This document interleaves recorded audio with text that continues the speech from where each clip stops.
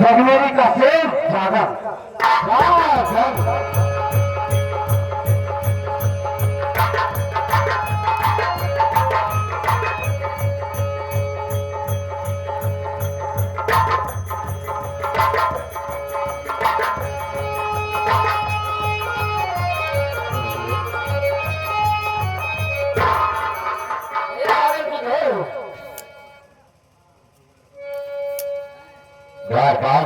जी भैया, इतनी रात आने का मकसद? चलिए आपकी नानी ने आपको याद किया।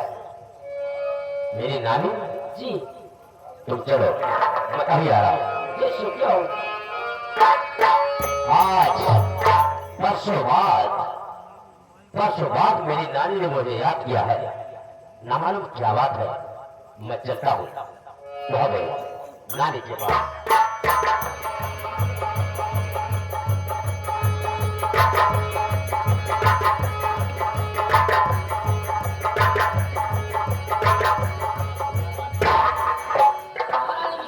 क्या हुआ था?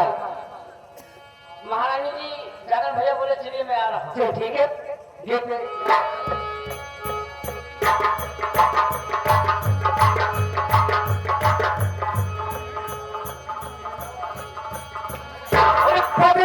पंकज पे शीश धरो, नानी करो खैरा।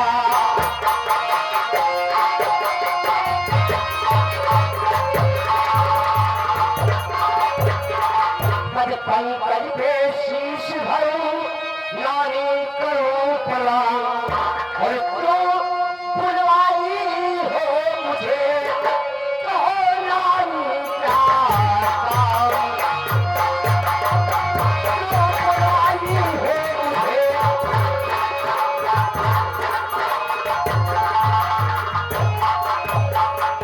कहो नानी जी इसलिए हो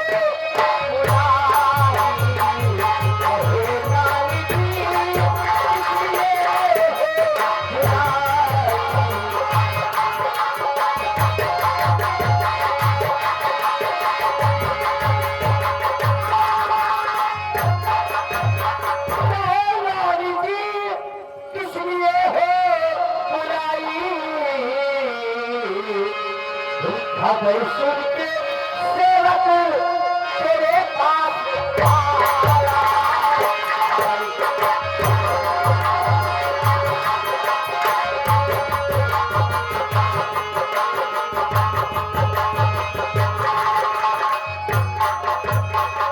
तो हुई कोई गलती उसे माफ करना। शर्मों में सेवक हसन को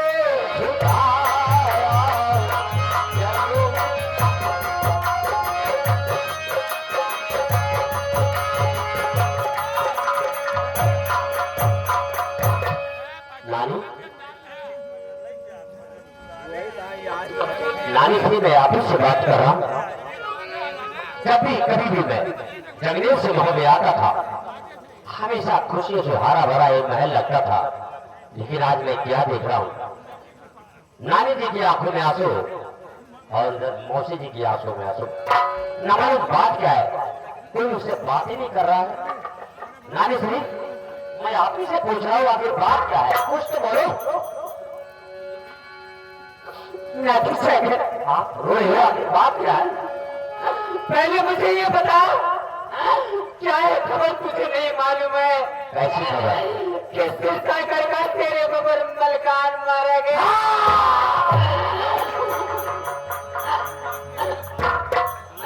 बोल ना, सेकंड बोल। नहीं नहीं नहीं नहीं, कहने के सब झूठ है, ये झूठ है। ये सच है नाती जगत। नानी सुनी, मैं कैसे विश्वास हूँ कि ये सच है? जिसको माँ भगवती का पर्दा हो, जिसका शरीर बचता हो, जिसके पास हजारों हाथियों का पर हो, जिसके चल से धरती कांप होती है और जिसके तमाम देव से नारियों का गर्भ गिर जाता है। पांडव घर में कोई माई का लाल पैदा नहीं जो मेरे बड़े मामा कि कदम पर खरोच का निशान लगा दे और आप कहती हो तो मारेंगे। इससे अच्छे नाती जाकर पृथ्वीराज ने धोखे से मरवा दिया। क्या धोखे से मरवा दिया उन्हें। धोखे से? जी हाँ। और दूसरी खबर ये है नाती जाकर, कौन सी खबर? पृथ्वीराज ने 9 लाख सेना लेकर इस मुहावरे को खिलवा रखा है। तुम्हारी मौसी का डोला जबरदस्ती दिल्ली को ले जाने को तैयार है। मेरे जीते जी मेरी मौसी का डोला मुहर्रे से बाहर नहीं जाएगा, चाहे मुझे खून की नदियां क्यों ना बहानी पड़े, मुझे अपनी जान क्यों ना देनी पड़े। और तीसरी बात और है नाती जाकर, तीसरी बात और है कि तुम्हें कन्नौज जाना होगा। क्या? तुम कन्नौज जाओ, अपने मामा आना होटल को मना के उन्हें ले आओ यहाँ पे। कन्नौज? जी हाँ। नहीं, क्या नहीं कह रहे हो? नानी श्री आप कन्नौज की बात करती हैं? हाँ। आज आज भी वो दिन मुझे याद है जब नाना परमाल ने समस्त परिवार आधा उधर वो देश निकाला किया था। सावन भादों का महीना, अंधेरी रात, रिमझिम बरसता पानी। मामा आलाउदल पूरे परिवार के साथ मेरे पास आए थे जगनेर मेरे पास, और बोले जागन भाग्य जागन मुझे एक पल अपने आरोपी का ठौर दे दे। मैंने कहा मामा इतनी रात को आने का कारण? मामा आला ने कहा कि तेरे नाना परमार ने देश निकाला कर दिया है, इसलिए तेरे पास आया हूं। इतना सुनते ही मैंने कहा मामा सही, जब मेरे नाना परमार ने आप समस्त परिवार के साथ आप सबको देश निकाला कर दिया है तो मेरा कोई हक ही नहीं बनता कि मैं आपको अपने आरोपी के ठौर दे दूं। मैंने इनकार कर दिया, लेकिन मामा आला ने कहा बाजी जागन ठीक है, अगर तो अपने हाथ की कीमत ठौर नहीं देता है तो मैं जा रहा हूं, लेकिन इंदल को प्यास लगी है, एक गिलास पानी पिला दे। नानी श्री आज भी मुझे वो दिन याद है, एक गिलास पानी क्या, एक बूंद पानी देने से मैं इनकार कर दिया था। हमें पे आप ही बताओ कि कौन सा बूढ़े बेटे में करना चाहूं, कैसे मामा आ रहे हो माला कर लाओ। एक मेरी बात कभी नहीं मानेंगे नाती जाकर, नाती जाकर मेरी बात सुनो। तुम जैसे भी हो नाती जाकर, जैसे भी हो जाओ, मुझे अगर मना के नहीं ले आओगे ना यहाँ की लाज नहीं बचेगी। वो हरामजादा 9 लाख सेना लेकर आया, तुम्हारी मौसी का डोला वो जबरदस्ती जरूर ले जाएगा। अगर उन्हें मना के ले आए तो यहाँ की लाज बच जाएगी। जैसे भी हो तैयार हो जाओ, चले जाओ। ठीक है ना, अगर आप कहती हो तो मैं कन्नौज जरूर जाऊंगा, मामा आ रहे हैं तो मना कर जरूर जाऊंगा। अच्छा मैं चलता हूँ। मतलब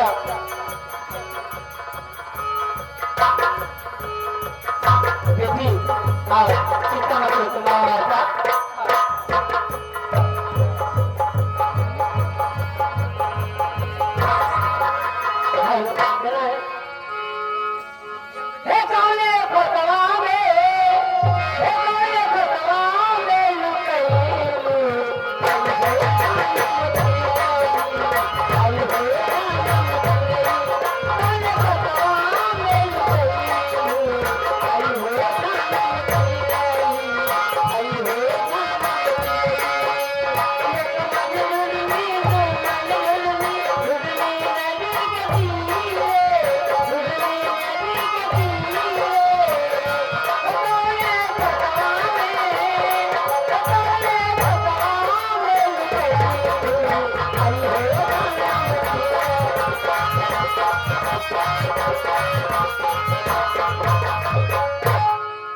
नानी श्री के कहने का अनुसार मैं कन्नौज को जरूर जाऊंगा, क्योंकि जब तक मामा आ रहे उधर कन्नौज से आएंगे तब तक मेरे मामा मलखान की लाश का संस्कार नहीं हो पाएगा। और पृथ्वीराज अपनी 9 लाख सेना लेकर के मोहल्ले को चारों तरफ से घेर रखा है, ना कोई मोहल्ले के बाहर जाने पा रहा है, ना कोई अंदर।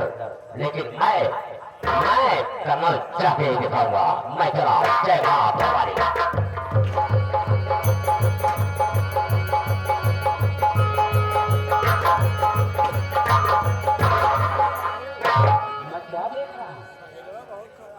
जगमेरी का जागन, जगमेरी का जागन, आधी रात का समय, हाथों में नंगी तलवार लिए हुए कहां जा रहा है, कहां जा रहा है?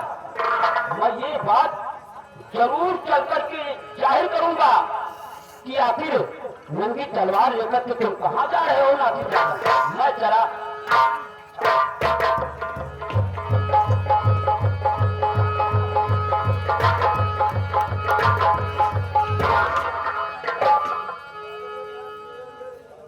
नाना श्री के चरणों में नाती जावेद का प्रणाम श्री का। खुश रहो नाती जावेद, खुश रहो। कल्याण नाती जागन, जी नाना, मैं एक बात पूछना चाहता हूँ। पूछो। नाती जागन, मैं आज तुमको देख रहा हूँ कि आधी रात का समय हो चुका है और आंखों में आंसू, हाथों में रंगी तलवार। नाती जागन, तुम कहां जा रहे हो?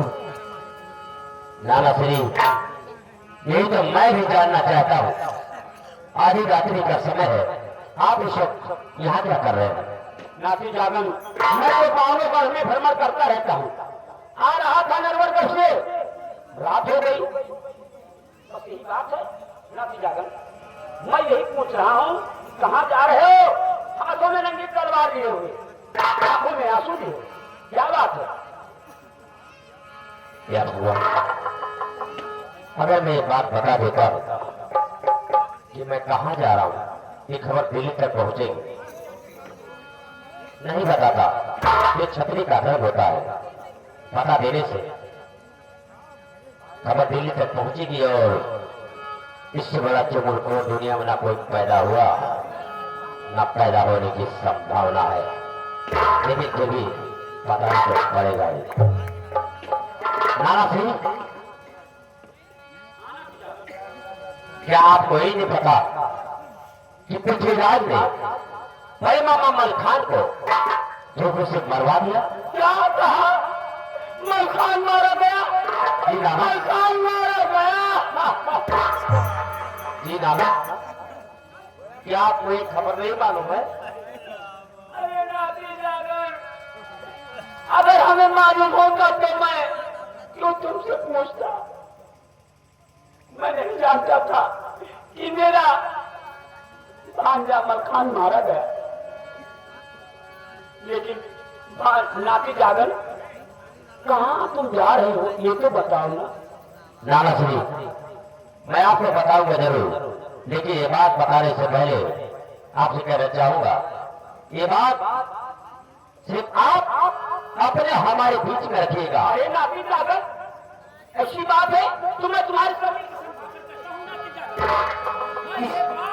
ये बात मैं किसी से नहीं बताऊंगा। किसी को कानो कान खबर नहीं होनी चाहिए। नहीं बताऊंगा।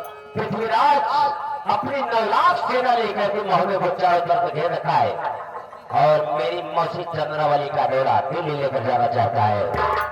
इससे पहले मैं जा रहा हूँ कन्नौज मामा आरावल को मनाने के लिए, क्योंकि जब तक लाएंगे नहीं बड़े मामा मलखान की लाश का दाह संस्कार नहीं हो पाएगा। इसलिए मेरा कन्नौज जाना बहुत जरूरी है। ठीक है, आप जाओ। इससे मत बताना। जाओ जाओ अच्छा नाना, मुझे देर हो रही है। ठीक है, जाओ जाओ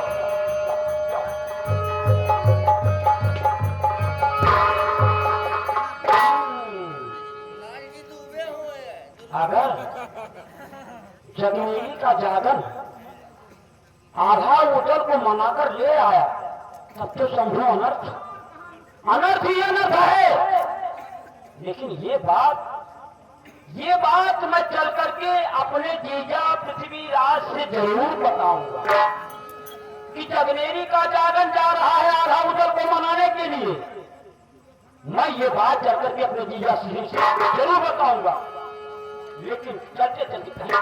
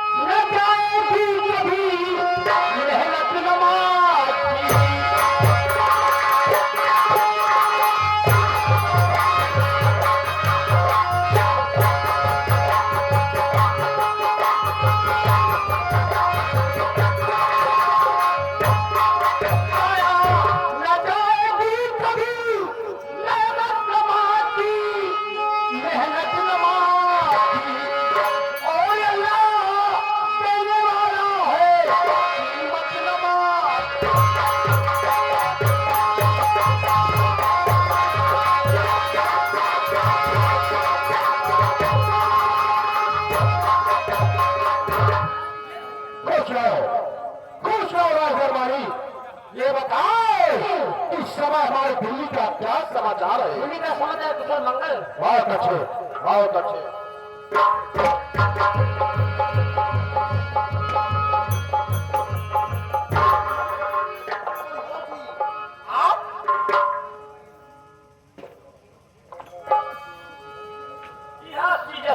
जी हाँ, कहो। मैं तुमसे कुछ कहना चाहता हूँ। जी हाँ, बोलो, बात क्या है?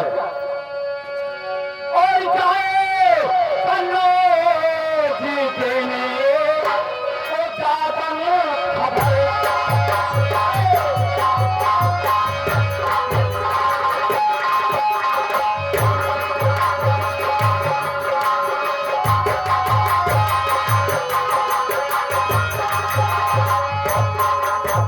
जाए कन्नो जी देने को जातन खबर। और है कुछ ही देर में आने वाला इधर।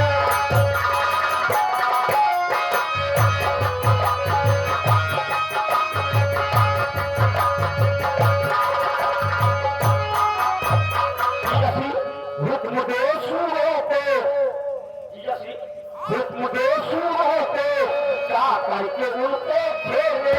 अच्छा, और कैद करके उनको कैद खाने में डाल दे।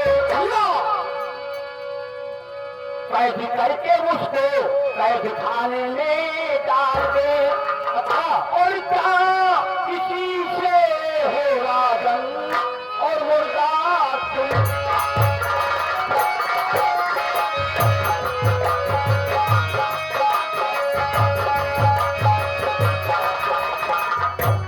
जाए देने को क्या बने और देने खबर। अच्छा, और पाना चंद्रावली का डेरा साधे नहीं।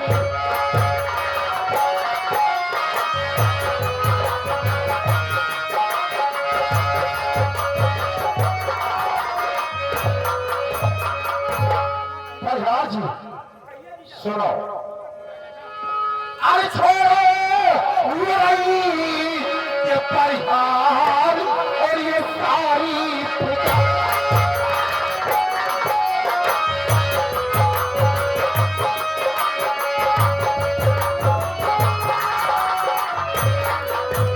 छोड़ो ये परिहार और ये सारी फिक्र।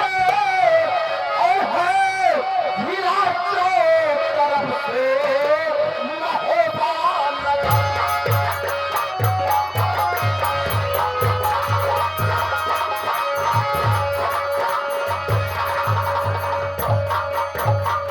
हर जगह मौजूद ना के पर वो कैसे जाएगा। कोई घर आएगा तो जिंदा न जाने पाएगा। और काटे हाथू की तलवार चादर। काटे हाथू की तलवार।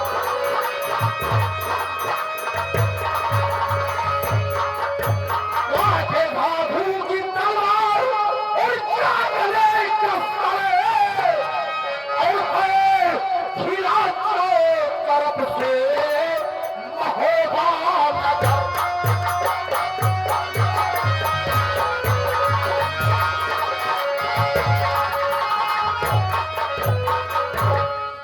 ठीक है, ठीक। हाँ, देखिए लोहा गर्म है, हथौड़ा मार दीजिए। अगर ये बात है तो हम अभी अपनी सेना में जाता हूँ और अपनी सेना को फिर से एक बार तैनात करता हूँ। हाँ जीजा श्री, देर मत कीजिए।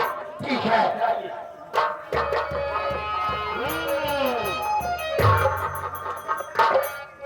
ओ, अब देखिए आएगा मजा। और कहते हैं किसी अर्जुन से मौका निकल न जाए।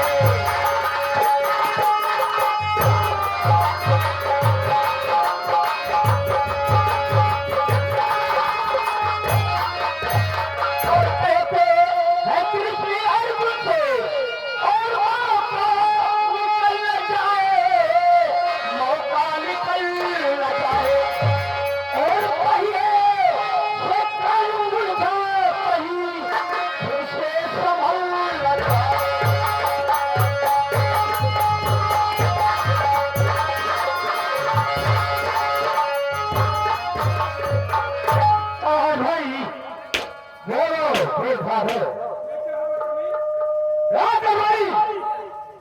हम लोग महादेव के चारों तरफ से अपनी फौज को घेर रखे हैं।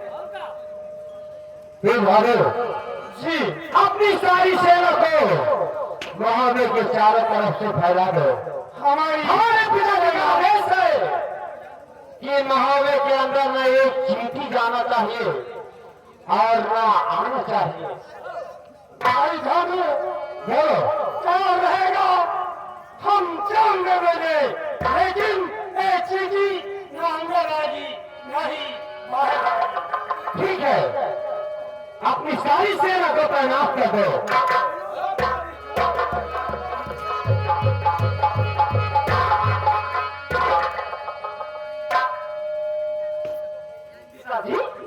हाँ बेटा का हाल कहिए कहिए, अचानक सेना में आने का कारण पिताजी? हाँ क्या बात है बेटा का हाल? अचानक सेना में आने का कारण ये है हमने सुना है वो चंदेरी का कल आधा उदल को मनाने कल्लाऊ जा रहा है, कल्लाऊ जा रहा है। पिताजी हाँ क्या आपको इस अपने नवाब सेना के दारू का भरोसा नहीं था या कि इस अपने बेटे ताहर का भरोसा नहीं था? पिताजी बेटा ताहर भरोसा था, लेकिन मैंने सोचा एक बार चल करके अपनी सेना को फिर से तैनात कर दूं। और हाँ ये हमारा हुक्म है, आदेश है कि जिसके फाटक से एक चंदेरी का जागन चाहे ये हमारे हाथों से बेमौत मारा जाएगा, मारा जाएगा। ऐसा ही होगा, आप चिंता मत कीजिए। ठीक है ठीक है।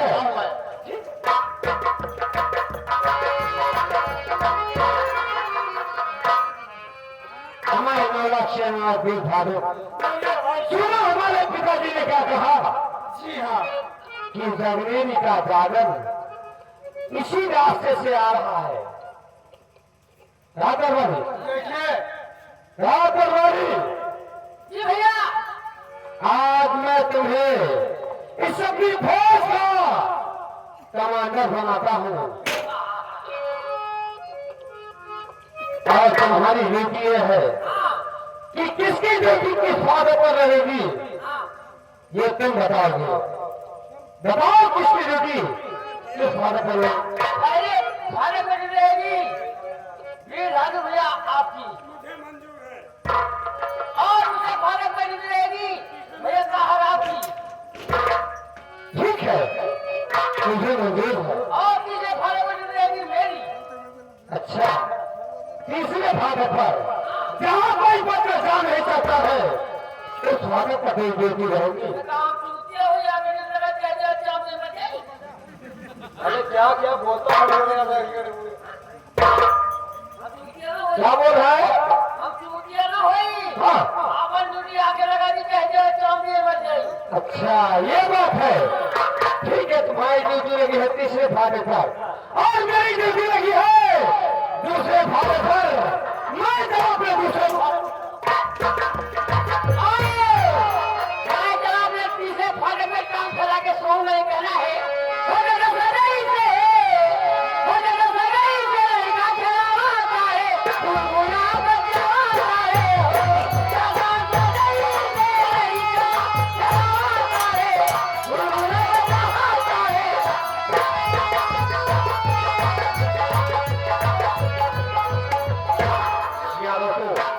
इस समय में चला सवाल स्थल देवताओं की पृथ्वी चौहान की सेना काफी विद्यमान है।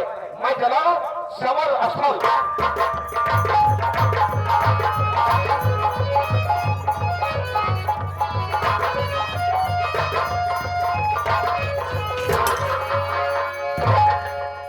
कौन भालू भाई आप? हाँ ब्रह्मानंद भाई इस समय मौलूद क्या कर रहे हो? मैं इस समय अपनी ड्यूटी कर रहा हूँ। महाराज पृथ्वीराज चौहान की। ओ भाई ब्रह्मानंद भाई संयम हो में खरीदारी चौहान की। ब्रह्मानंद भाई मुझे कुछ नहीं याद है, सिर्फ इतना जानता हूँ कि मैं पृथ्वीराज चौहान का नमक खाया है और अपनी ड्यूटी कर रहा हूँ। भाई ये धिक्कार है क्या फाड़े छोड़ो लगा ड्यूटी मैंने फाड़ा पर। ब्रह्मानंद भाई बोल पहली ड्यूटी हमारी पहले फाटक पर है, और ये बताओ इतनी रात में तुम कहाँ जा रहे हो? भाई हजारा समासन मैं देता हूँ तो चौहान की सेना कहाँ पे विद्यमान है और हो जाए तैयार। ब्रह्मानंद अगर तुम्हें जाना है तो किसी दूसरे भर में चला।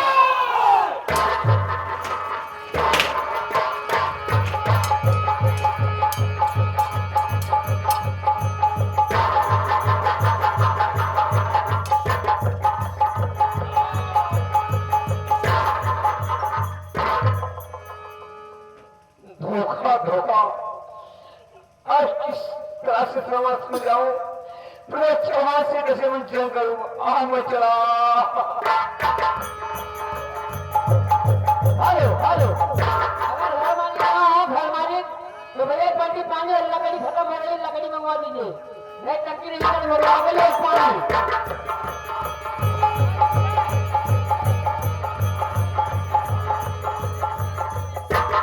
मैं क्या देखा पृथ्वीराज की ये 9 लाख सेना महोदय को चढ़ कर उठे रखी है, किसी भी फाटक से